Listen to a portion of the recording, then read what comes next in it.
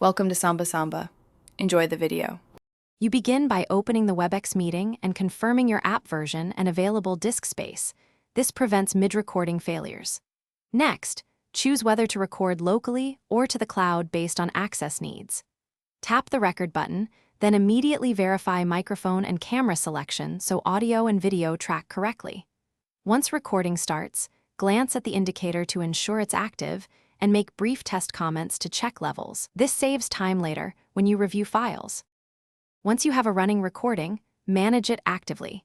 Use pause and resume to create logical segments without creating separate files. This keeps editing simpler. Make sure you adjust participants' audio levels and request muted mics if background noise rises, because clean audio is essential for comprehension. Also control screen sharing settings and use annotation or spotlight to draw attention to important slides. These visual cues improve viewer retention. Finally, monitor CPU and bandwidth to avoid dropped frames during longer sessions. When the session ends, stop the recording and confirm it's saved to the chosen folder or completed upload to the cloud.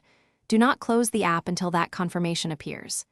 Use the Webex player to review the session immediately, checking sync, audio clarity, and timestamps. If you need edits, export an MP4 for your editor or trim inside the player. If playback fails, check permissions, codecs, and file integrity. And if necessary, re-record a short replacement segment to patch into the master file. Thanks for watching. Consider subscribing if we helped you.